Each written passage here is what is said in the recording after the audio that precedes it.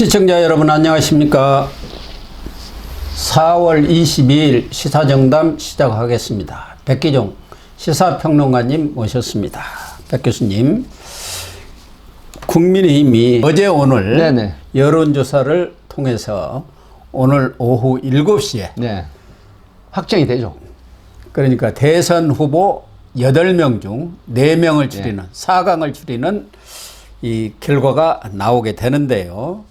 그 이전에 엊그저께 국민의힘 8강이 A조, B조로 나눠서 토론을 벌였습니다. 네. 그런데 흥행보다는 오히려 이 토론 이후 비판이 더 많고 또 후보들 간에 이른바 네거티브라 할까요? 네.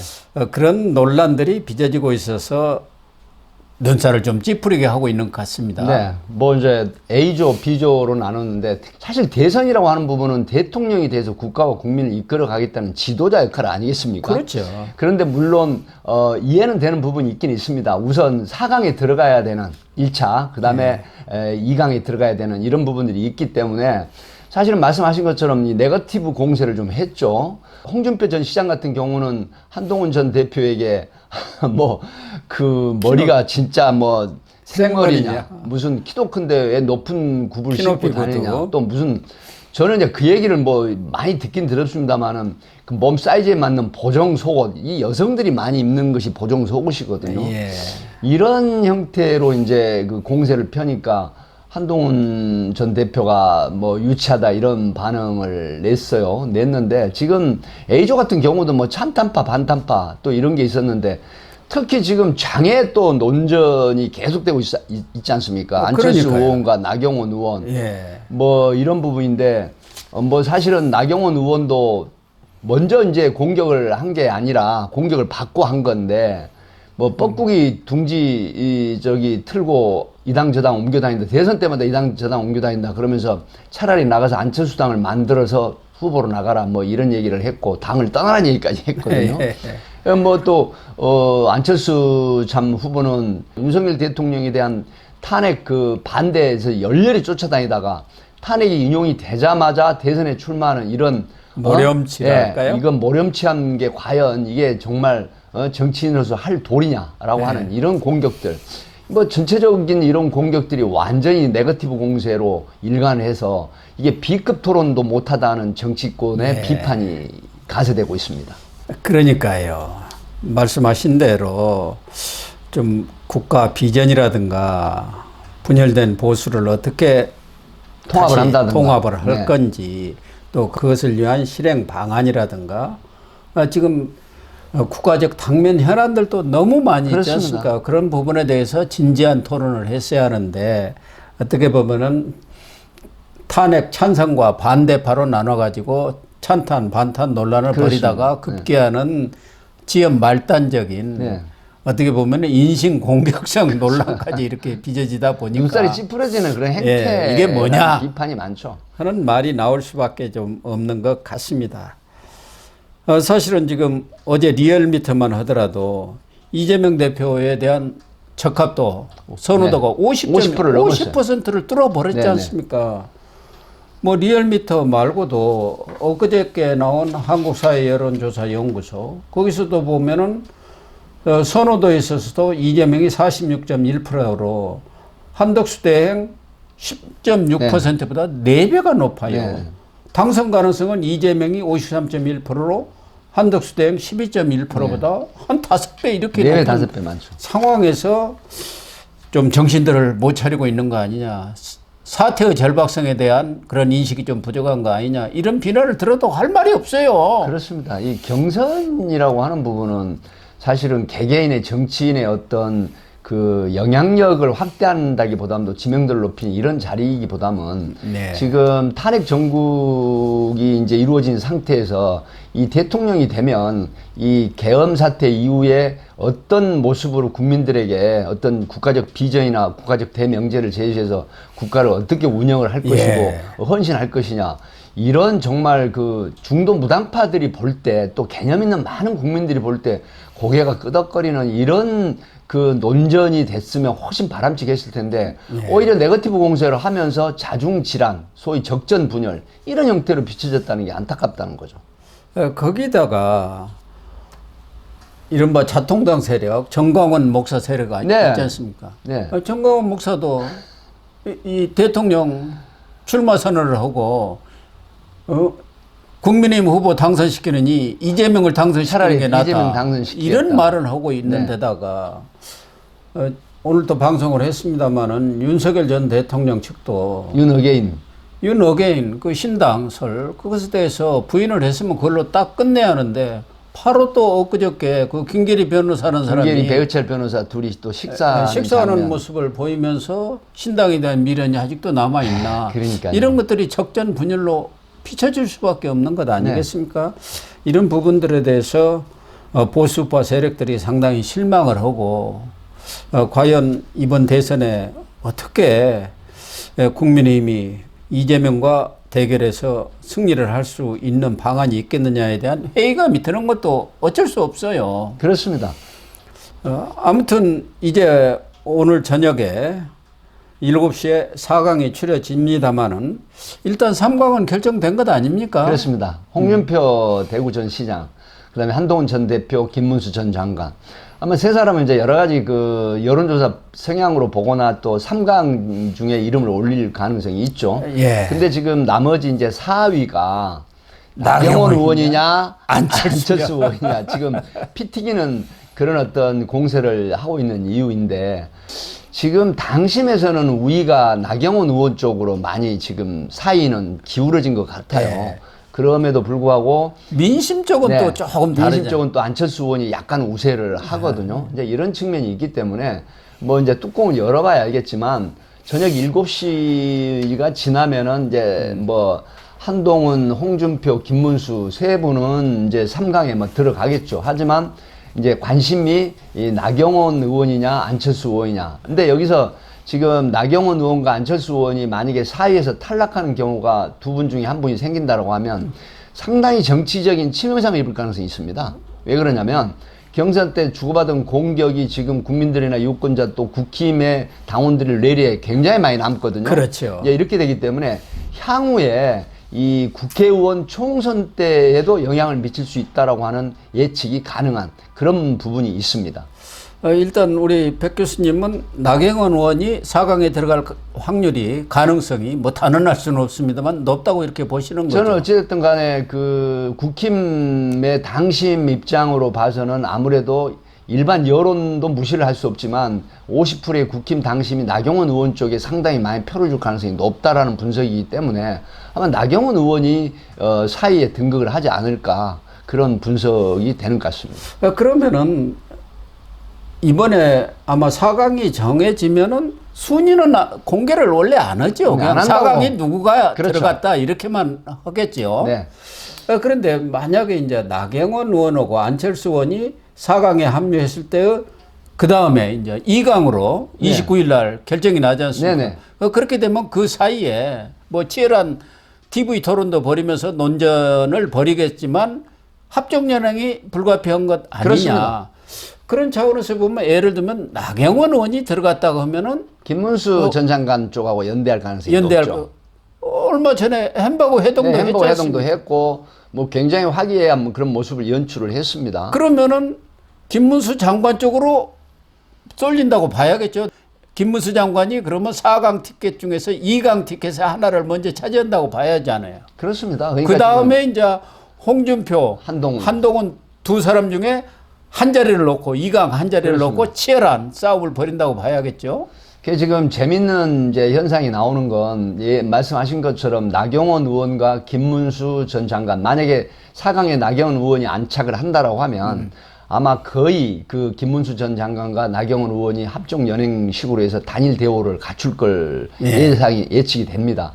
그러면 이제 문제는 뭐냐면 과연 한동훈 전 대표와 홍준표 전 대구시장의 2위가 누가 될 것인가. 그게 진짜 흥미진진할 것 같아요. 근데 지금 여러 가지 상황을 보면은 국힘에서 위기의식을 느끼는 당원들이 굉장히 많습니다. 예. 그래서 그렇다고 하면 이재명과 대항할 대항마가 누구냐? 그러면 오히려 한동훈이 그 팬덤을 형성하고 굉장히 많은 지지층이 이 숨은 지지층이 많다라고 하는 게 사실 현실적으로 정치권에서 굉장히 많이 도는 거거든요. 그랬을 때 이 홍준표 전 시장과 한동훈 전 대표가 어떤 전략으로 그동안에 또 며칠을 걸쳐서 어떤 정말 이미지를 국힘이나 일반 유권자 당원들 아닌 이 일반 여론을 형성을 할 것인가 하는 게 관건이 되는데, 지금 각자 정치 분석 컨설턴트 얘기를 모아보면 한동훈 대표가 2위로 등극할 가능성도 있다는 얘기가 지금 무시 못하거든요. 예. 왜 그러냐면 홍준표 전 시장의 여러 가지 그 설화가 또 굉장히 안 좋은 형태로 지금 오르내리고 있다라고 해요. 예. 그런데 지금 한동훈 전 대표도 물론 공격을 했습니다만은 상당히 그 어떤 국가 대명제에 대한 그런 호소하는 게 확산되고 있다. 지지세가 이런 부분이 있기 때문에 아마 홍준표 전 대구시장과 한동훈 전 대표의 정말로 혈투가 예상이 되는 부분입니다. 그리고 최근에 지지율 그 추세를 보면은 홍 전 시장보다는 한동훈 전 대표 지지율이 상승세를 조금 타고 있는 있습니다. 그런 상황이거든요. 네. 어제 후원금 모금이 있었지 않습니까? 네, 21일 날. 예. 그런데 11시간 만에 11시간 만에 29억 5천이죠. 네네, 뭐 4,900 얼마가 네, 29억 됐던데. 5천이라고 보면 됩니다. 예. 그런데 이재명보다 빨리 됐다는 거 아닙니까? 이게 사실은 쉬운 게 아니거든요. 그럼요. 그리고 이제 그 모금 액수도 뭐 이재명 대표가 이제 거의 그 90% 이상이 소액 그 지원이다, 소액 지지다 이런 얘기를 했는데 한동훈 대표도 의외로 또 소액 지지가 굉장히 많습니다. 예. 이런 부분이 있다라고 하면 제가 방금 말씀드린 것처럼 이 보수 우파의 위기를 타개해 나갈 대항마가 누구냐라고 하는데 이 개념 있는 국힘 당원들 당심이 움직이고 있다라고 하는 측면이 분명히 존재를 합니다. 그리고 김종인 전 비대위원장 있지 않습니까? 네. 한동훈 전 대표하고는 그 이전에는 그렇게 큰 교분이 없었던 것 같은데 네네. 한동훈 전 대표가 대표 물러난 뒤에 김종인 네. 전 비대위원장하고 회동을 가졌는데 거기서 어떤 대화를 감동을 많이 했었던 것 같아요. 주었는지 모르지만 그 이후 김종인 전 위원장은 한동훈 전 대표에 대해서 아주 적극적인 지지자로 이렇게 변신한 것 같습니다. 김종인 전 이제 21일 예, 날 예. 그 SBS 라디오에 나가가지고 예, 그렇죠. 한동훈만이 민주당을 이길 후보다 이렇게 또 이 얘기를 했네요. 지금 이제 김종인 전 비대위원장 뭐 저도 개인적으로 알고 있고 또 김태현 그렇죠. 진행자도 또 제가 잘 압니다만은 이 김종인 전 비대위원장 그 이분이 얘기하는 주체는 뭐냐면 지금 계엄 전국 이후에 탄핵이 인용이 된 상태에서 이 국힘 그 후보들이 과연 자격이 되느냐 이런 얘기거든요. 그래서 그래도 국회에서 정말로 국가와 국민을 위한 마음으로 계엄을 해제시키는데 일익을 담당한 한동훈 전 대표야말로 제대로 된 의식이 있는 사람이다 이런 그 추세로 얘기를 했어요. 그래서 적어도 한동훈 전 대표만이 이재명 대표와 대항할 수 있는 그런 어떤 대항마다 이런 카드다. 의미거든요. 예. 예. 그래서 전체적인 걸 보면 지금 그 국힘이나 보수 우파의 대표가 정해지고 후보가 정해졌을 때 이 결집력이라는 게 결국은 시너지를 내면서 중도 무당파까지 확산이 되거든요. 그리고 과연 국가를 누가 운영하느냐, 리더로서의 역할이 누가 정말 적합하느냐 이 부분은 뭐 논란이 많겠죠. 한동훈 대표도 사실 정치 경력이 짧고 또 평생 25년을 넘게 검사만 했는데 그러니까요. 그럼에도 불구하고 최근에 이런 어떤 그 행태라든가 그다음에 본인이 주장하는 말들 들어보면 상당히 그 확립된 논리적인 그런 얘기를 많이 하고 정말 그 국가나 국민을 위하는 얘기를 많이 하는 측면이 높거든요. 이런 부분이 본심으로 보여지는 그런 부분이 여기저기서 보이기 때문에 아마 지금 국힘의 개념 있는 많은 보수우파 당심이라든가 또 일반 그 중도나 무당파의 시너지를 내는 이런 부분들이 무시하지 못한다. 아마 이런 측면을 김종인 전 비대위원장이 분석을 하고 또 계엄이나 탄핵에 대한 걸 굉장히 못마땅히 했거든요. 김종인 전 비대위원장이. 이런 부분에 아마 한동훈 전 대표가 가장 적합한 대항마다 이런 분석을 한 것 같습니다.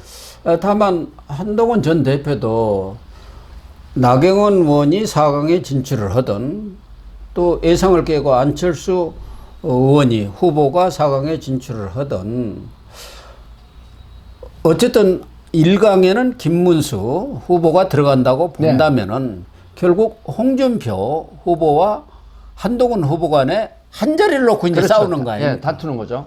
그럴 경우 지난번 21대 대선 그 후보 과정에서도 결국은 당심이 민심을 이겼습니다. 예, 윤석열 당시 후보가 민심에서는 홍준표 후보한테 졌는데 당심에서 이겨갖고 후보가 됐고 그런 전례들을 보면은 이번의 경우도 아무래도 당심은 홍준표 쪽이 세지 않겠습니까? 그렇습니다. 민심은 한동훈 후보가 세다 하더라도 그게 또 이 역선택 방지 조항을 넣었기 때문에 무당층만 들어오는 거란 말이에요. 네네.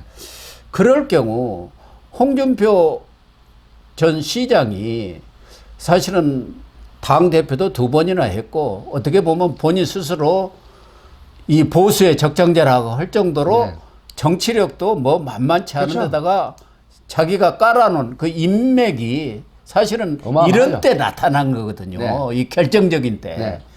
그런 측면에서 경우에 따라서는 홍준표 후보가 한동훈 전 대표를 제치고 2강으로 올라갈 가능성도 있는 거 아닙니까? 그것도 전혀 무시를 못하죠. 왜 그러냐면 정치 여력이 지금 정말 그 30년 넘는 정치 경력이 있지 않습니까? 예. 뭐 국회의원뿐만이 아니라 경남지사라든가 행정 경험도 있고 또 대구시장 경험 뭐 짧긴 하지만 어쨌든 굉장히 이 역량이 높은 그런 그 유력 정치인 아니겠습니까?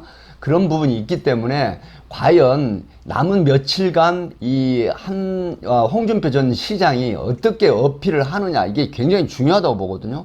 그래서 지금 당심이 굉장히 헷갈린다. 일반적인 말로 헷갈려 할 수도 있거든요. 그래서 과연 2강에 누가 들어가느냐 이 부분이 한동훈이냐 아니면은 홍준표냐 이 얘기거든요. 그랬을 때 말씀하신 것처럼 그동안의 정치 저력, 그다음에 정치적인 조직 이런 부분이 또 결코 무시를 못 하거든요. 예, 그렇습니다. 이런 측면이 있기 때문에 다만 한동훈 전 대표 같은 경우에는 조직력은 좀 약합니다. 예. 그런 측면에서 섣불리 누가 2강에 들어간다 예단을 할 수는 없지만 과연 이 당심이 이긴다는 가정하에 보면 유리하기는 한동훈 전 대표가 유리할 것 같지만 그러나 조직이거든요. 선거는. 예. 선거는 조직입니다. 네, 그래서 홍준표 전 대구시장을 결코 무시를 할 수 없다. 그리고 지금 홍준표 캠프에 제가 일부 참모들 좀 만나봤는데 아마 자체 그 여론조사 같은 걸 많이 하는 것 같습니다. 당연하죠. 네. 그런데 상당히 자신감이 있습니까? 예, 자신감이 있고 진취적인데 뭐 이제 어떤 참모는 그런 얘기를 하더라고요. 우리 홍준표 캠프에서 홍준표 후보가 1등을 한다. 이런 얘기까지 주장을 해요. 근데 그 부분이 그럴 가능성도 무시할 수 없습니다. 네네, 그래서 김문수 후보가 지금 상승 곡선을 타다가 지금 하향세로 돌아섰지 않습니까? 굉장히 주춤하고 있는 상황이거든요. 그랬을 때 국힘의 당심이 소위 말하면 보수파 당심이나 국힘의 당심이 그래도 역량 있고 저력 있는 홍준표 후보가 대항할 수 있다라고 하는 부분을 또 결코 무시를 못한다 이렇게 볼 수 있죠. 또 하나는 이제 4강이 되면은 TV 토론이 아마 치열하게 벌어질 겁니다. 그렇죠. 지난번에는 당 유튜브에서만 방송을 했기 때문에 유튜브로만 전체 관심 있는 사람이나 찾아보지 누가 보았겠습니까? 그러나 4강에서는 아마 공중파라든가 종편에서 생중계를 할 것 아니겠습니까? 그런데 홍준표 전 시장이 이 TV 토론하면 이제 달인 수준에 이르렀지 않습니까? 물론 말조심만 좀 한동훈 전 대표도 만만치 않은 입심을 갖고 있습니다만은 이 TV 토론에서 어떤 역량을 보여주느냐 이것도 아마 2강을 정하는데 결정적인 영향을 미치지 않을까 하는 생각이 들어요. 사실은 지금 한동훈 전 대표의 그 어떤 워딩보다는 홍준표 전 대구시장의 워딩이 훨씬 먹혀 들어가는 부분이 있어요. 제가 방금 잠깐 언급을 했지만 설화라고 해서 말조심만 조금 하면은 사실은 홍준표 전 대구시장의 이 스피치라고 하는 이 토크라고 하는 이런 부분들이 결코 당할 사람이 없을 정도입니다. 임기응변이라든가 내공이 굉장히 높지 않습니까? 그럼요. 그렇기 때문에 사실 김문수 전 장관 같은 경우는 물론 본인의 스펙으로 봐서라든가 그다음에 그동안에 뭐 국회의원이나 경기지사라든가 또 운동권에서 저장돼 있는 이런 부분들이 결코 무시를 할 수 없으나 그럼에도 불구하고 TV 토론에서 네. 홍준표 전 대구시장의 카리스마 있는 이런 언변은 사실 타 후보를 압도하고 능가한다 이렇게 볼 수 있겠죠. 그렇습니다. 그래서 TV 토론 그 결과도 아주 무시를 중요한 못합니다. 요소가 되지 네네. 않겠느냐. 그런 차원에서 오늘 저녁에 있을 4강 그리고 4강전에서 다시 29일 날 2강전으로 이렇게 압축되는 과정 사실은 예측 불허의 접전이 벌어질 가능성이 그렇죠. 높다. 현재로서 예측 불허죠. 이렇게 봐야 할 것 예. 같습니다.